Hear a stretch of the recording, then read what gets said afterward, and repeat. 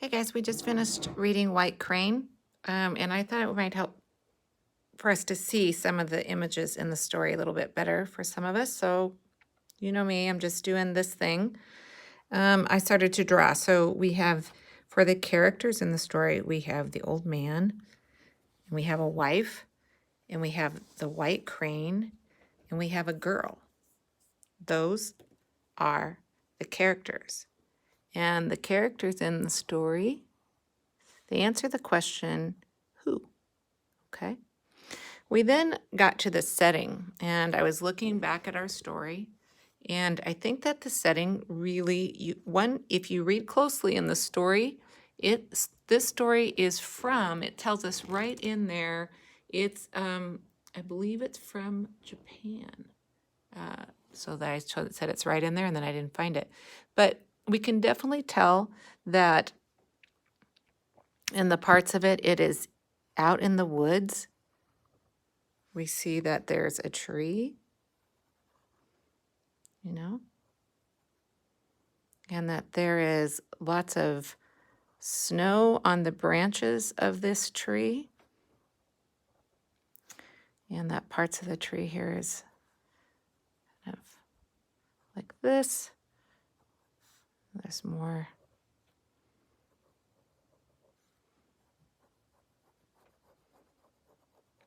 So we know that it is cold, at least in the setting, and it's not really like a big city or anything.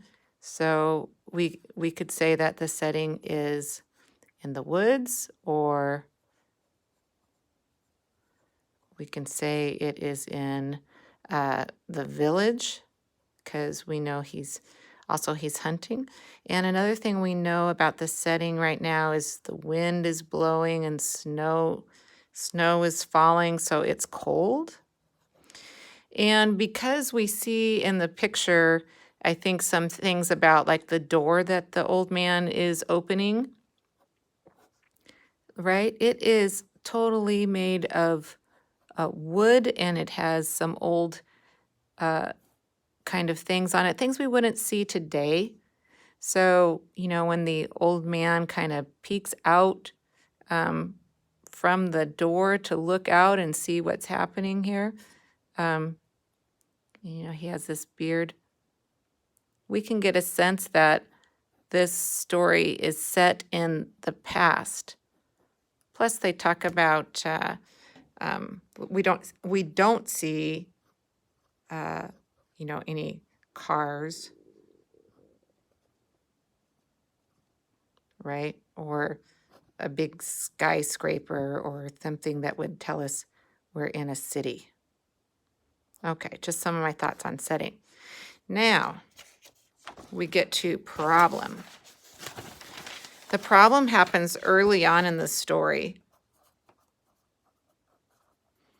when our favorite character, our main character here in the story, the old man,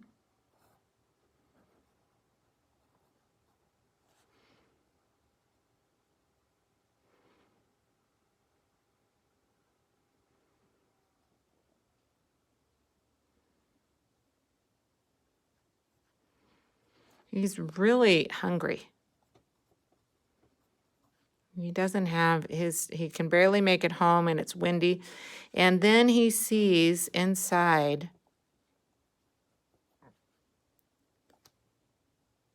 this trap, and it's probably a fairly large trap. I can't imagine exactly, but I'm going to use my imagination.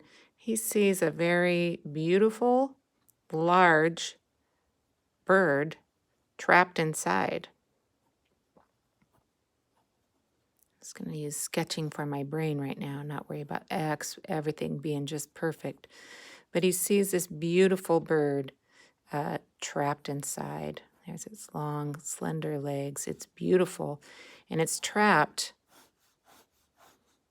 Now remember, he's hungry, and he's been hunting, and I bet he would really like to eat this bird. But instead, he thinks, and he sets this beautiful bird free. and it flies off, so happy to be free, knowing the old man could have chose to keep it and eat it. Okay, so the bird now is free.